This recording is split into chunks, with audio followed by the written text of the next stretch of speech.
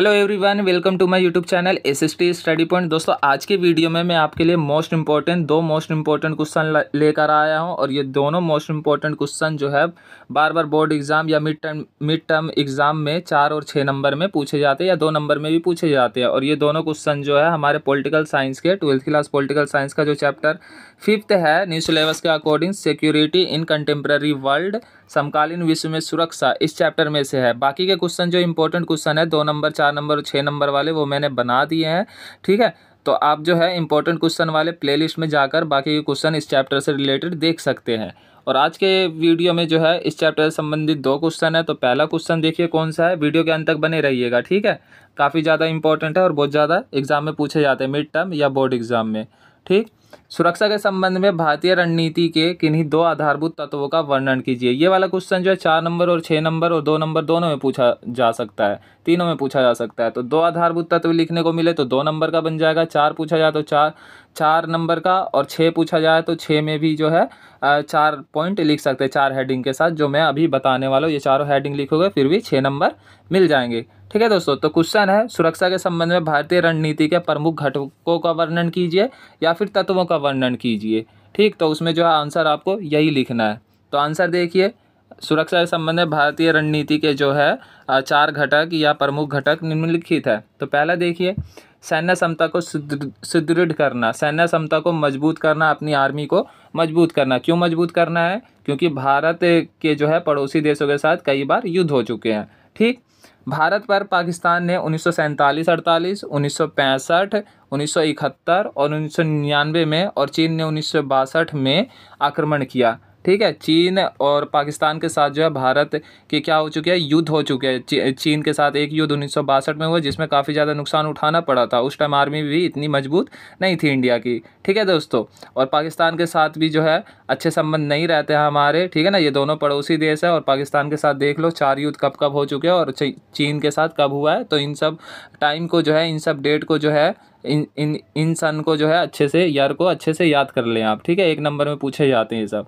तो भारत के साथ जो है इन देशों के साथ जो है युद्ध हुआ। इसके अतिरिक्त भारत के चारों ओर परमाणु हथियार वाले देश है। भारत के जो पड़ोसी देश है, आसपास वाले जो देश है, क्या है, परमाणु संपन्न देश है, परमाणु है कई देशों के पास।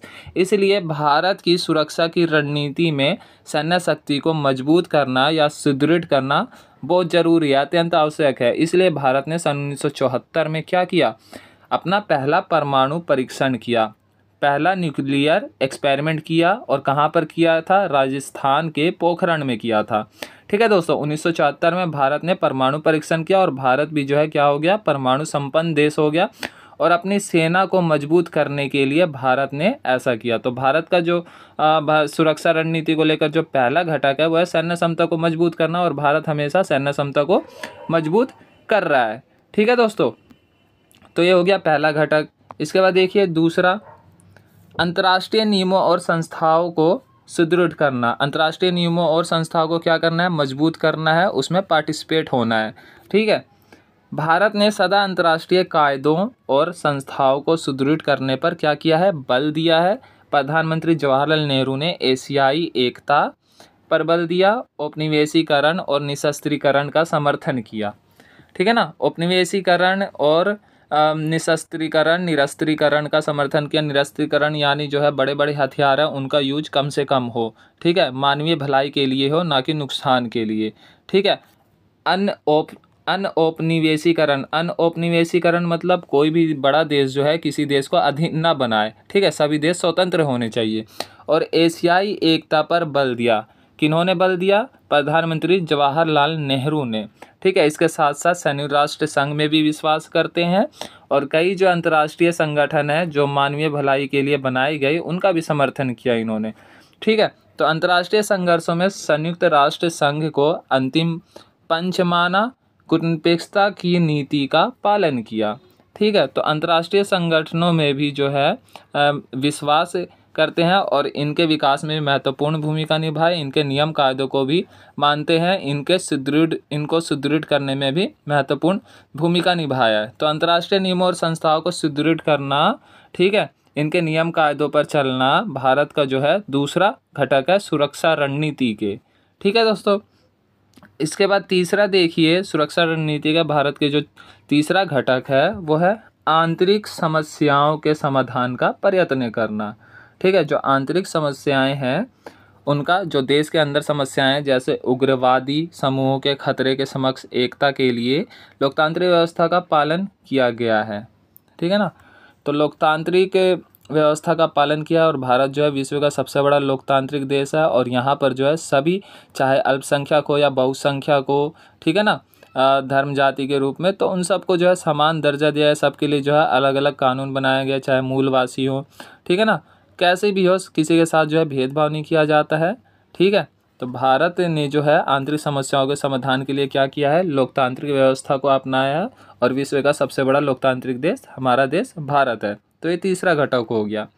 इसके बाद देखिए, सुरक्षा रणनीति के जो भारत के चौथा घटक है वो है अर्थव्यवस्था को विकसित करना। ठीक है, अर्थव्यवस्था को विकसित करना, अर्थव्यवस्था को मजबूत करना, आर्थिक रूप से मजबूत होना। भारत ने अर्थव्यवस्था का विकास करके गरीबी, बेरोजगारी आदि को समाप्त करने का प्रयत्न किया। आर्थिक विकास होगा, आर्थिक रूप से हम विकसित होंगे तो इन सब समस्याओं का भी समाधान होगा। ये सब जो है भारत देश में नहीं देखने को मिलेंगे। तो इन सब को कम करने के लिए, इन सब को ख़त्म करने के लिए भारत ने अर्थव्यवस्था को विकसित करने के लिए कई बड़े बड़े नीतियां भी लाई है अर्थव्यवस्था से संबंधित। तो ये जो है भारतीय सुरक्षा रणनीति के क्या है, 4 प्रमुख घटक है और ये 4 नंबर, 2 नंबर और 6 नंबर में बहुत ज़्यादा पूछा जाता है।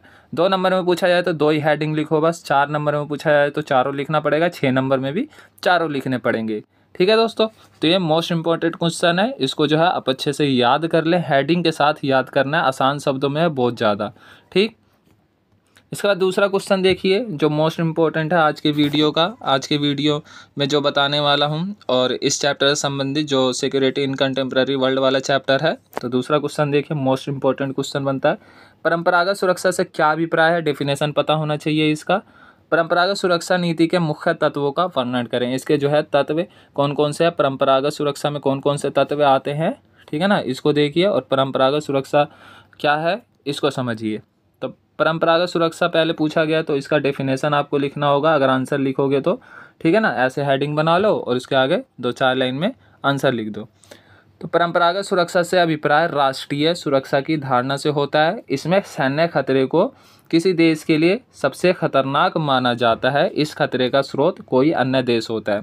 परंपरागत जो मतलब परंपरा से चली आ रही है, देश के लिए परंपरा से चली आ रही वह खतरा जो परंपरा से चली आ रही है, जो किसी देश के लिए खतरा हो, संप्रभुता, ठीक है ना, संप्रभुता, एकता, अखंडता या देश को जो है इन सबको नुकसान पहुंचाता हो, तो ये जो है परंपरा से चली आ रही है।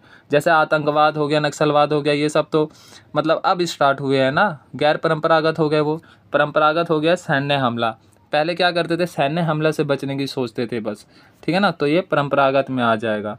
ठीक, लेकिन अब क्या, आतंकवाद, नक्सलवाद, ये सब भी समस्याएं आ गई है, ठीक है ना, तो ये सब कौन से हो गए, अपरंपरागत यानी गैर परंपरागत हो गए। ठीक, तो हमें जो है परंपरागत का बताना है। तो परंपरागत में जो है सैन्य हमला सबसे क्या होता है, खतरनाक होता है किसी देश के लिए और इसका समाधान करना बहुत ज़रूरी हो जाता है। ठीक है, और इसका स्रोत जो होता है कौन होता है, कोई अन्य देश ही होता है, कोई दूसरा देश ही जो है एक दूसरे पर हमला करके क्या करता है, नुकसान पहुंचाता है, देश को नुकसान पहुंचाता है, एकता, अखंडता को, संप्रभुता को क्या करता है, नुकसान पहुंचाता है। ठीक है, तो ये जो है क्या है, इसका डेफिनेशन है, मोस्ट इम्पोर्टेंट है, 1 नंबर में पूछा जा सकता है। ठीक, तो पूछा 1 नंबर में ये भी पूछा जा सकता है कि परंपरागत सुरक्षा में सैन्य हमले आते हैं या आतंकवाद आता है या नक्सलवाद आता है, ऑप्शनल टाइप में आ सकता है, तो सैन्य हमले पर टिक लगाना है आपको। ओके, इसके बाद देखिए, परंपरागत सुरक्षा के अंतर्गत बाहरी हमले का सामना करने के लिए अपनाई जाने वाली नीति के निम्नलिखित तत्व हैं। ठीक है, जो बाहरी हमला होता है, देश जो हमला करते हैं ना, कोई राष्ट्र जो है दूसरे राष्ट्र पर हमला करता है, तो इसका समाधान करने के लिए जो है कुछ नीतियां या कुछ तत्व है जिसे अपनाया जाना चाहिए। तो परंपरागत सुरक्षा के जो तत्व है वो देखिए कौन कौन से हैं। पहला है अपरोध। ठीक है, तो आपको जो है 2-2, 3-3 लाइन लिख देना है बस आगे। ठीक है, अपरोध का डेफिनेशन पहले भी बताया था मैंने पिछली वीडियो में। ठीक है, तो अपरोध का मतलब देखिए, इसके द्वारा युद्ध की आशंका को रोका जा सकता है। युद्ध की आशंका को रोकना ही क्या कहा जाता है, अपरोध कहा जाता है। किसी बाधा, अपरोध मतलब होता है बाधा डालना, यानी युद्ध हो रहा है उसमें बाधा डाल के उसे रोकना, तो ये क्या है, अपरोध कहलाएगा। ठीक है दोस्तों, तो पहला तत्व ये हो गया जिससे क्या कर सकते हैं, हम युद्ध को रोक सकते हैं। इसके बाद देखिए परंपरागत सुरक्षा में जो दूसरा तत्व है वो है रक्षा। ठीक है, रक्षा के लिए युद्ध को सीमित या समाप्त कर दिया जाता है। इसके लिए राष्ट्रीय सेना को प्रशिक्षण दिया जाता है ताकि वह बाहरी खतरों का सामना कर सके। सभी देश क्या करते हैं, अपनी सुरक्षा बल को अधिक शक्तिशाली बनाने के लिए क्या करते हैं, उन्हें प्रशिक्षित करते हैं, शिक्षा देते हैं, ट्रेनिंग देते हैं। ठीक है ना, ताकि वह क्या कर सके, दूसरे देशों के हमला से रक्षा कर सके। ठीक, तो रक्षा करने के लिए क्या करते हैं, अपनी सेना को मजबूत करते हैं। तो ये हो गया मतलब रक्षा। ठीक है, रक्षा के लिए युद्ध को सीमित या समाप्त कर दिया जाता है। ठीक है ना, तभी तो युद्ध को रोकोगे या समाप्त करोगे अपनी सेना द्वारा या अपनी सैन्य शक्ति द्वारा।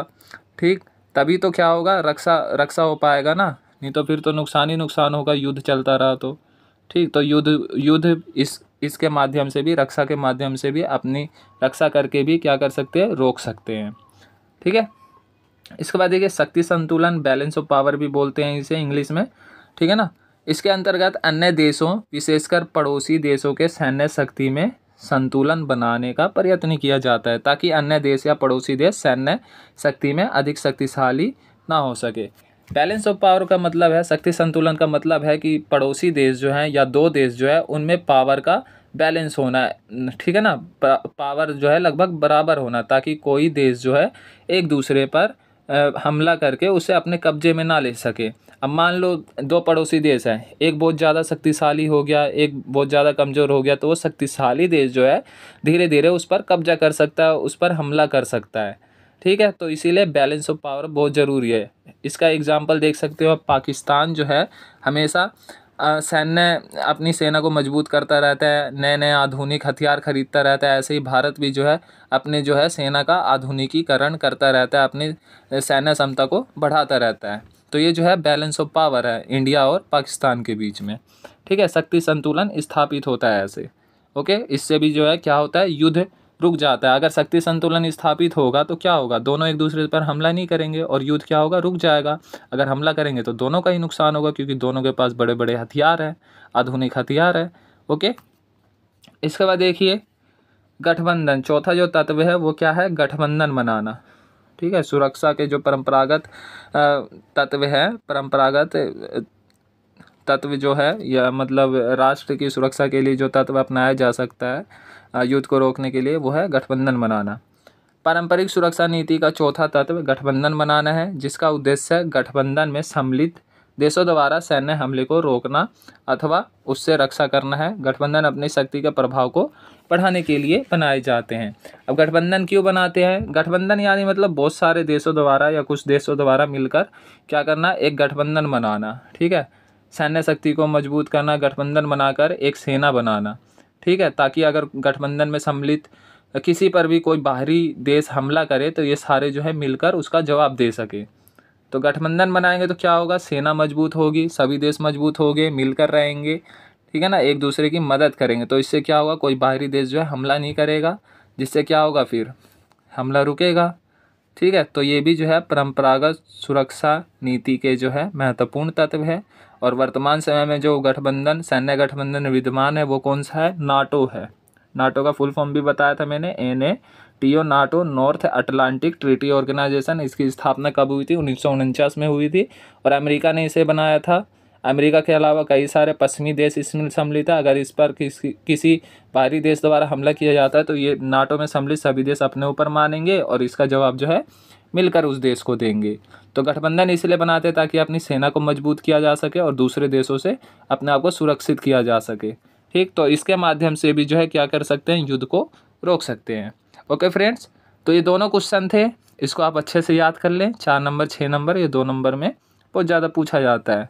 तो दोस्तों वीडियो अच्छी लगी हो तो मेरे चैनल SST स्टडी पॉइंट को सब्सक्राइब भी कर दें और अपने दोस्तों के पास भी ये वीडियो शेयर करें ताकि वो भी जो है आसान शब्दों में पढ़ सके। आपको जो है इसी तरीके से आंसर लिख कर आना है, नंबर कटने के बिल्कुल चांस नहीं है, फुल मार्क्स मिलेंगे।